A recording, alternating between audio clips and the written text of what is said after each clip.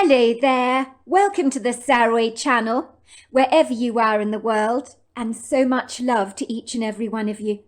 How are you doing? I do hope you're doing really great. I'm doing very well, thank you very much, and I'm so glad you've joined me tonight for a fabulous story. So before we get started, go and get yourself something really lovely to drink, and if it's unusual, let me know about it, because I do love hearing from you. And leave a comment, it always helps. And let's get started with tonight's story. Dear Sarah, and all your lovely listeners, this idiosyncratic story began when a young 21-year-old man, who was at college embarking on a degree, took up a weekend job at Adventure Outdoors, which was a sport and camping shop in town. Who would believe that a job designed to procure the young man some extra income that he wisely intended to put in his savings account, leaving aside some to spend on his girlfriend, would ultimately lead to an outlandish event that could potentially have held within its core deadly consequences. We all know one action leads to a reaction, so that a chain of events unfolds, much like a multiple pile-up on the highway. If none of those cars had been on that highway at that particular point in time, then that multiple pile-up may never have occurred, and lives might have not been lost, and people not seriously injured. One might brood over that for a very long time, with great regret and much hindsight. But then what would be the point? It's rather like crying over spilt milk, isn't it? We all know once the words have been written in a story, as pen meets paper, and the chapter is finally closed and published so that the story is complete.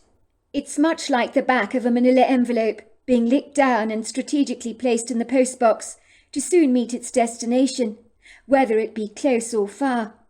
You'll not be able to stop the sequence or perfect synchronicity of events, as the posted letter will embark upon its long journey from post office to address, and there is no going back, unless you do manage to stop the postman in his tracks, which is unlikely to happen.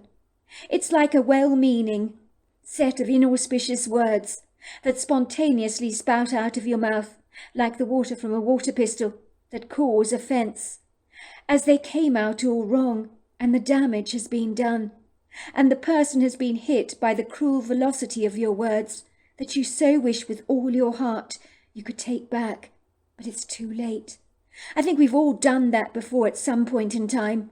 I know I certainly have. If this story were fictional, the author could easily undo the script, deleting the words on the computer, like the stitches in a sweater your grandmother has knitted you.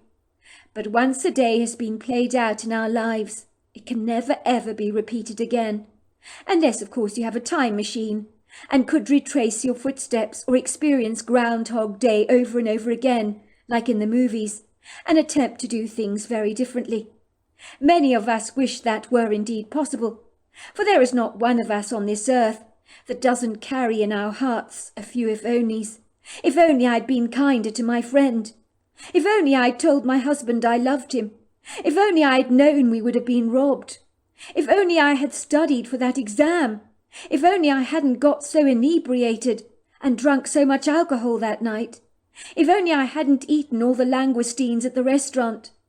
If you were to look at what was soon to unfold for this unsuspecting young man, you might have been able to warn him. In truth, he had been unduly warned, but the warning had been so ambiguously vague, so obscurely foggy, that although his feathers had somewhat been ruffled, and his nerves ever so slightly frayed, he did not pay close attention to the warning. He perceived it came from the ramblings of a very strange elderly woman, who was probably as mad as a March hare. Ostensibly this was the kind of ominous warning you didn't pay too much close attention to, unless you were highly superstitious, which this young man most certainly was not. Indeed, nothing scared him very much, not even horror movies on television. And as for being afraid of the dark, it had never bothered him in the slightest. He was more mature than most youngsters his own age, possibly because his brothers and sisters had been so much older than he was growing up.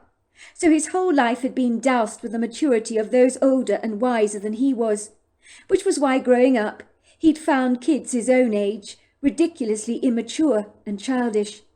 The young man's name was Zach Leningrad, He had 2 older brothers and 2 sisters who had now long since left home and were all married. He was the late lamb in the family.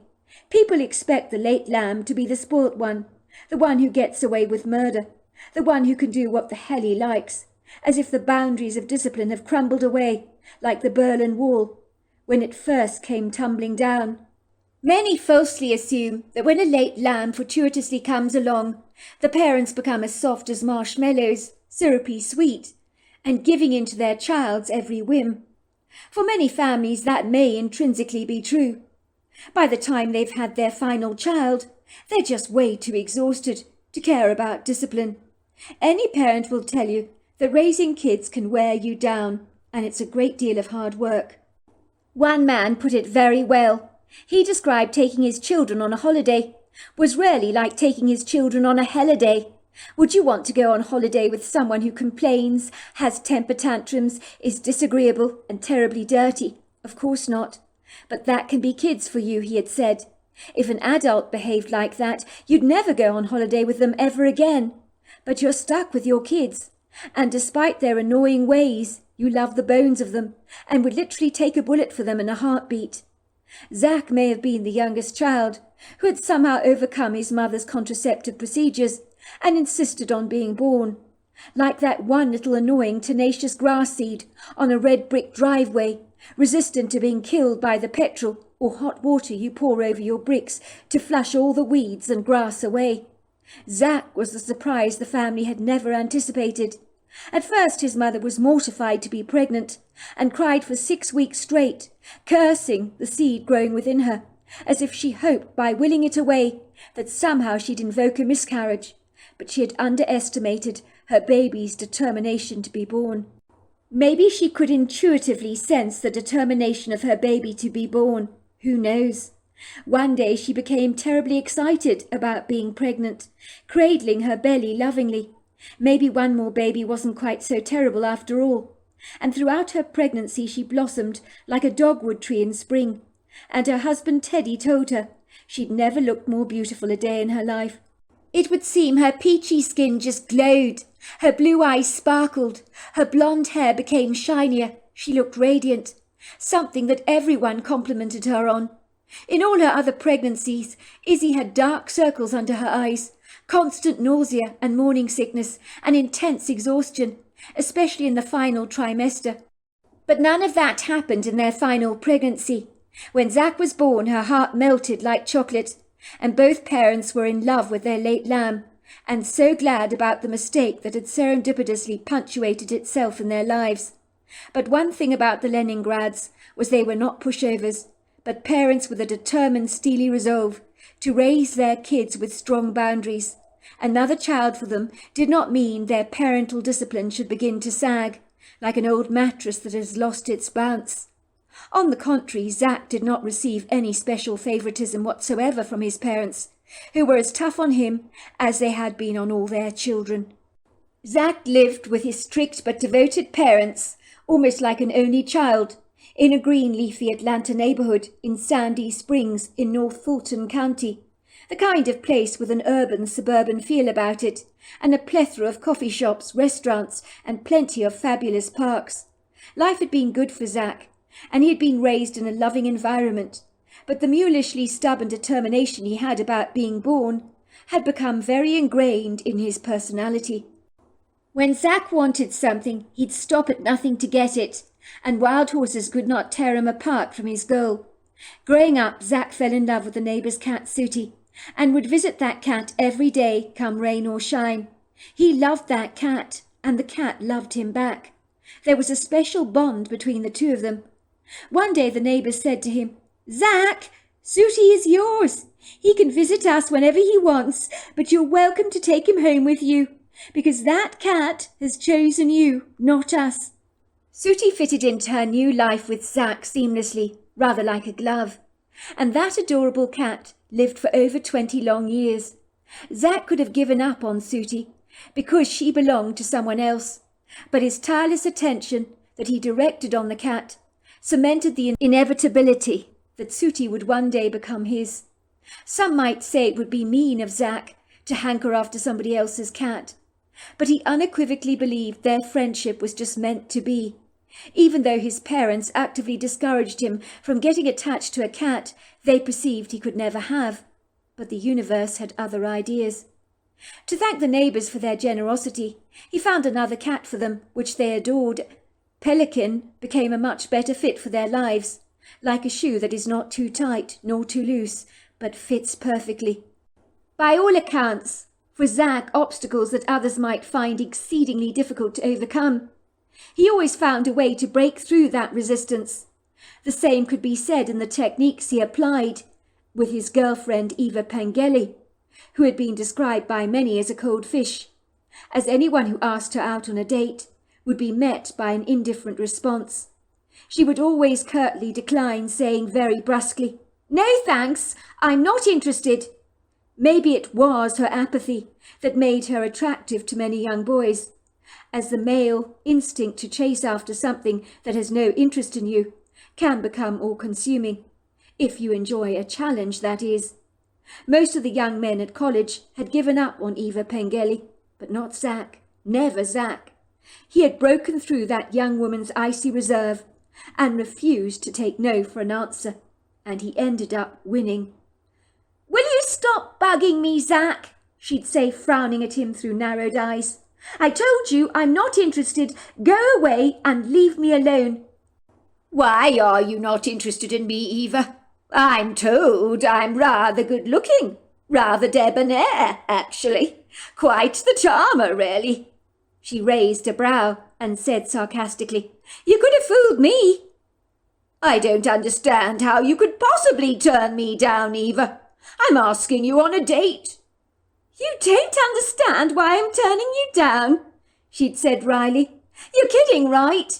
"No, I'm not. I'll make you a deal. I'll never bother you ever again if you agree to meet me in town for a milkshake during the day. Or we could, of course, go to a bar in town for a drink in the evening. The choice is yours." Zack had looked at her earnestly, his blue eyes unable to disguise the hope in their depths. Eva was blindly oblivious to the fact that Zack was crossing his fingers and inwardly praying that this unyielding, seemingly cold-hearted woman would say yes to him. Eva considered his request for a moment. She studied Zack through her narrowing green eyes, as if deciding whether he could be trusted or not. "All right," she finally sighed. "I'll have only one milkshake in town with you, and that's it. And I certainly won't accept your offer for an alcoholic beverage in the evening. And then you promise to leave me alone and stop pestering me like an annoying mosquito. Deal?" "Deal," Zack had said, a cheeky grin developing on his face so wide that it could barely fit on him. "You won't regret it, Eva. I promise you that." "I hope not, Zack," she said, eyeing him warily. Zack could not believe that Eva had actually agreed to go out with him for a milkshake. This was his quintessential opportunity to win her over, and he couldn't afford to make any mistakes. Zack could not figure out why this young woman intrigued him so much. There were prettier young women than Eva around the campus, all eager to date him. But Eva, there was something special and unique about her, and in Zack's eyes she was the most beautiful woman he'd ever seen. She was like the expensive candy in the sweet shop that your eyes waver over, and you wonder what it tastes like. Eva was mysterious, and he was inexplicably drawn to her. He wanted to get to know her much better. But the quintessential question was, would the Snow Queen actually melt enough for him to get a little closer to her? And that was highly doubtful. Eva had surmised that if she agreed to go for a milkshake with this annoying young man, who kept asking her out over and over again, then surely he'd finally leave her alone and get the message. It seemed a small price to pay, so she had agreed to meet up with him in town. Besides, she did like the milkshakes at the Milky Lane, and the salted caramel milkshake was to die for, and no one wanted to drink a milkshake on their own, did they? When she met up with Zack on that Saturday morning, she had in mind to order her salted caramel milkshake and then bog off, telling the disappointed Zack Leningrad that their deal had been finalized. They'd enjoyed a milkshake together, and now he must quit bugging her, as he had cordially promised to do. What Eva had not bargained for was how hilariously funny Zack Leningrad could actually be. and how he had the innate ability to hold your interest. This she had not anticipated by any manner of means. She had never given any chap a chance to win her round, and in her personal opinion, Zach Leningrad was the most annoying young man she'd ever had the privilege to meet. He just never took no for an answer, and never ever seemed to get the message. She always seemed to enigmatically bump into him at the university campus, when she'd been doing her level best to avoid him. She could count on her fingers how many days she almost went slamming into him like a bird on the bonnet of a car. Was the man stalking her? Was he some kind of weird creep or predator? It wasn't natural to keep bumping into the same person day after day on such a large university campus. Some people might say it was serendipitous, as if fate was tying this unlikely duo together, like a pair of shoes that fit perfectly. Eva was not quite so sure about that. She didn't know why she was so aloof, why she wasn't interested in dating members of the opposite sex, rather like the rest of her friends were. Maybe Eva was cynical and naturally scathing about relationships between men and women, because her father had left her mother before she was born, and was still claiming that Eva was definitely not his child. With the progressively sophisticated DNA advancements in recent years, it could easily be proved that she was undeniably his daughter. Eva's mother had told her adamantly growing up that her father did not deserve the privilege of being a father, so she wouldn't even waste her time proving this indisputable fact that he was indeed her father. I mean, what was the point? "You know, Eva," she told her daughter, "that man is a rat. Being a father is so much more than just DNA. It's about taking responsibility and manning up, isn't it? That man knows you are his daughter, and yet he won't admit it, just to avoid paying childcare costs. For him, it's all about money. He doesn't care about you in the slightest, so you should not care about him either. It works both ways, doesn't it?" Eva had grown up as a single child, raised by her mother, with no positive male role models in her life. Perhaps her mother's wariness towards men had rubbed off on her, but it was so subtle, so invisible, she wasn't even aware those underlying misgivings were even there. Is that a possibility? Why she was pushing men away, and anyone who showed an interest in her? Was she afraid of getting hurt, like her mother had been? It was more than a little lightly. Eva was a contained, reticently private person, who thoroughly enjoyed her own company and adored reading. She preferred the stories in fictional books than the stories that played out in real life, and loved to retreat into a make-believe world, especially ones that invited happy ever-after endings, where the dysfunctional world in which she lived appeared to be so much more perfect. When she told her best friend Eloisa she was going to have a milkshake in town with Zach Leningrad, her friend had looked at her so enviously. "You're a lucky fish, Eva. Zach is gorgeous. Those blue eyes, that dark curly hair. It makes me melt. Every girl on campus would like to go out with that man. And you're so nonchalant about it. I don't understand you. I wish to God he'd ask me out. I'll go in your place if you like. You don't even look that happy about your date. You know what, Eva Pengelly? You may be my best friend, but you're the strangest girl I've ever known. If you must know, you look like a black bear with a sore head who's about to be throttled by a grizzly, rather than the lucky devil that's got a date with Zach. Are you blind? The guy's got it all. He's funny, charming, debonair, very good looking. That's funny. That's exactly what he told me he was. You're not in cahoots with him, are you? He hasn't paid you to tell me he's irresistible, has he? I wouldn't put it past him. If the truth be told, the only reason I've agreed to go on this date is because that irritating jerk just won't leave me alone. I mean, I keep bumping into him at the university campus for some bizarre reason. That's why I've agreed to have a milkshake with him, as he's promised that he won't bug me again if I do. Good luck with that, laughed Louisa.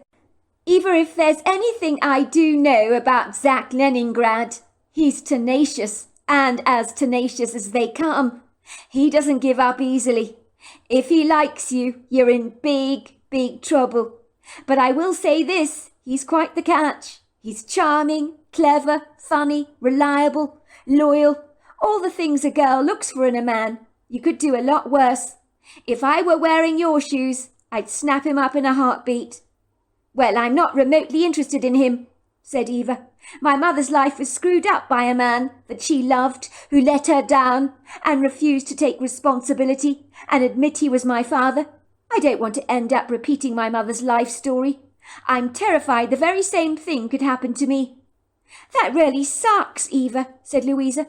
"But it doesn't mean because your real father was a pig that other men are like that. You should give Zack a chance. He's a really nice bloke, I promise you." When Eva met up with Zack at the Milky Lane, she found him there waiting for her patiently, even though she was 10 minutes late, on purpose, of course. Arriving on time would give out the wrong message and make her appear keen, and she couldn't have that. He must realise that she'd dragged herself very reluctantly to the Milky Lane, and that it had been a laborious obstacle course just to get there. She was surprised to find that her cold heart was beginning to melt, and beating a lot faster, and she felt herself becoming quite flustered, especially when he told her she looked so pretty, and when she told him about her father. His words surprised her. "Your father? What an absolute jerk," he said. "I can't understand why he didn't want to be your dad and to take responsibility. You must have been an adorable child growing up. For the record, not all of us men are like that. I'd never behave like that if I made a woman pregnant. But I wouldn't make a woman pregnant unless I was prepared to commit to her for life. That's the way it should be." If Eva had been asked to describe what they discussed over the milkshake, or why she'd laughed and why the ice of her cold heart had finally thawed, she would not be able to tell you. But what she knew from that moment on, that something had been birthed between the two of them, a connection that she could not deny, and she knew then and there that she would be seeing Jack Leningrad again, and for a lot more milkshakes. And now it would seem the young couple had been continuously dating indefinitely, and had become an item. Other men at the campus were gobsmacked that Zack had made Eva's cold heart actually thaw. Growing up, Zack was fortunate that both his parents were reasonably well off, but none of his brothers or sisters, himself included, had ever benefited financially from being the progeny of wealthy parents who had deep pockets. Suffice to say, both Zack's parents believed that their children should make their own way independently in the world, and not be expecting to rely on them financially, as in the long term, cash handouts never did your kids any favours. Zack wanted to save up for 2 reasons.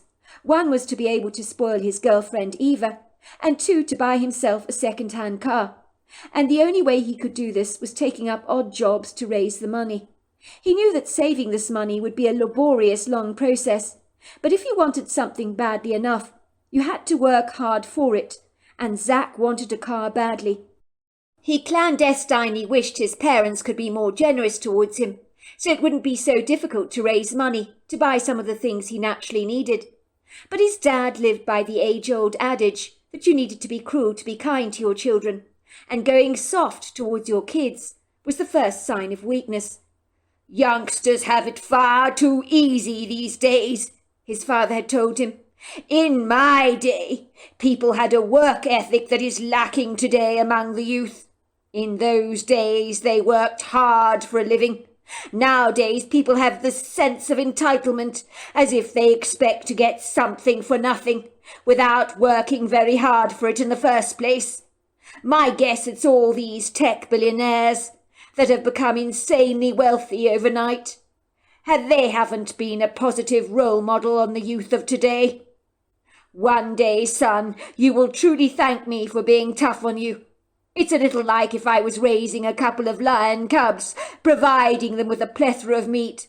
Then I throw them out into the wild, and they're left to their own devices. They have no clue how to fend for themselves, or how to even hunt." "I think you're wrong, Dad," Zack had said. "Those lions would soon learn to hunt, I'm sure of it. Their instincts would naturally take over. They'd kill animals to survive. It's in their DNA. It's in all of us, this instinct to survive. And in tough circumstances, it automatically kicks in. I don't agree with you, son. Lions have to learn to hunt. They're taught by their parents. If they're clueless about how to hunt, they're not going to succeed. And besides, you're not getting my point, son, said his father, sighing with exasperation. I would not be a responsible parent if I wrapped you in cotton wool. That's what I'm trying to tell you. Look what happened to Rory Foster. Everyone knew what had happened to that kid. His wealthy father bought him a fancy sports car for his birthday, and that poor young man accelerated in his brand new car, far too fast for him to handle, and he hit a tree, killing himself instantly. What's Rory's story got to do with me? Sighed Zack indignantly. It's got everything to do with you, son. It's what we parents need to learn not to do with our children. That young man was literally given a loaded gun by his well-meaning father, said Zack's father sorrowfully. And the tragedy is he meant well by it. He really did. He delighted in taking pleasure in spoiling his son. In truth, you don't go buying your son expensive stuff when they're not mature enough to handle things like that, especially something so powerful. If Mr. Foster had made his son save up for his own car, he'd have never been so reckless with it, believe me. He would appreciate it far more if he'd had to pay for it himself. Besides, he'd never be able to afford to buy himself something so impractical and so powerful in the first place. The trouble is, at your young age, you lot seem to think you're invincible, and that bad things only happen to the old and frail. But anyone of any age can have a fortuitous, tragic accident. And the only way you can learn about how to respect money is when you make it for yourself. Yes, it's tough. It's never easy.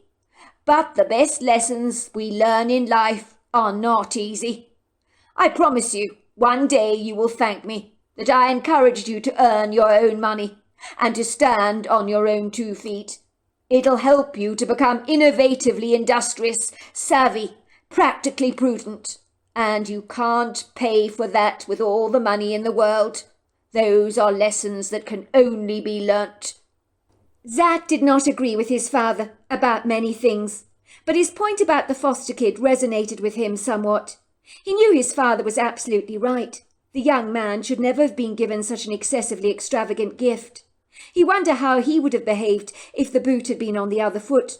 I probably would not have resisted taking a sports car for a very fast spin, he thought to himself. It would have been so exciting to be an owner of such a phenomenal, flashy car. And the same thing could have happened to me, he thought. I could have probably got carried away and kept pressing my foot down on the accelerator to go faster and faster and faster, to my very own detriment. He never shared those soulful ruminations with his father. He certainly didn't want him to know that on some issues they discussed he was right on the money. Still, it wouldn't hurt for his father to be a tad more generous towards him. Did he have any concept of how long it would take him to save up for a car of his own? Things did not come cheap these days. They may have had a better work ethic in the days gone by, but things were a hell of a lot cheaper in his father's day than they were now. Something his father failed to fully appreciate. To look at, you would have thought Zack was older than 21. He was over 6 foot tall, and there was a seriousness about him that gave people the impression that the boy was much more mature than he actually was, even though he had a boyish face, a long curtain of curly dark hair, a slight olive complexion, and a pair of pale blue eyes that would become grey in certain lights. It had been pretty easy working in the outdoor shop in town.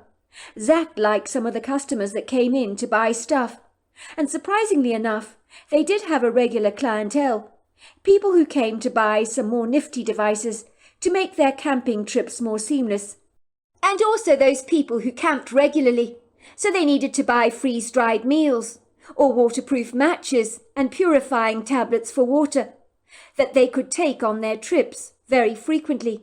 Many came to buy winter sports jackets and walking boots and other devices. Mr. Goodfellow, his boss, was a reasonable man, like the name implied, who had such a good memory for names. He practically addressed anyone who came into the shop by their first or last name, something that Zack greatly admired in his boss. Zack did not have a good memory for names, so he was in awe of his boss's gifts. "Try to remember your customers' names, Zack," Mr. Goodfellow had told him. "It's very good practice for business, you know. If there's one thing you can learn in life, try and remember that people feel special when you remember their names, and it helps you to earn their trust. It's been an indispensable tool for me, as it's not only enabled me to win my customers over and to win their trust, but over the years many of them have now become my very good friends." Zack was arranging the windbreaker jackets on a rail, from the smallest sizes to the large, when he noticed an elderly woman standing not too far away from him. The woman had thick, short, curly grey hair, and a face so crinkled that it virtually swallowed up her eyes that were buried beneath folds of sagging flesh. Her body was slightly wasted, although she carried a cushion of ample upholstering around her middle section. She was staring absent-mindedly at the long range of walking shoes that had been artfully arranged on the back wall, but she looked as if her mind was hundreds of miles away. The first thing Zack thought was, what was she doing in their outdoor adventure shop? With the greatest of respect, this woman looked like a fish out of water here. She didn't look like the type of person that thoroughly enjoyed spontaneous camping holidays or roughing it around a campfire in the wilderness, as she was not tough enough for physical exertion of that kind. Maybe she was looking to buy some walking boots for her grandchild. Zack ambled over to the woman, who did not notice his approach. "Hello, ma'am," he said, giving her a warm smile. "I noticed you looking at the walking boots. Would you like any help? Is there anything specific you're looking for?" The woman turned around to look at Zack, and then quite suddenly her eyes went white, as they rolled back in her head. It was the creepiest thing that Zack had ever observed before. The woman suddenly grabbed his arms so tightly, with hands that were almost like birds' claws, her nails digging into his flesh so hard she was almost drawing blood. Her voice almost became like a man's, and she said, "Be very careful, young man. You're in grave danger. Someone is after your blood. You're in grave danger. You're in danger." And then she let out a loud witch's cackle. Jack pulled away from the woman, and then her eyes returned to normal, and she was behaving as if nothing had happened at all. It was as if for a fleeting moment she'd been possessed. "Oh, no," said the woman, looking at Zack. "It's sweet of you to ask, young man, but I honestly don't know why I came in here." She chuckled. "Honestly, look at me. I'm very frail these days. I doubt I can walk around a neighborhood without being out of breath. But going camping and hiking on a mountain, I'm far too old for that. I'm in my 80s, you know." The woman then walked out of the shop, giving Zack an apologetic look. Had that really just happened?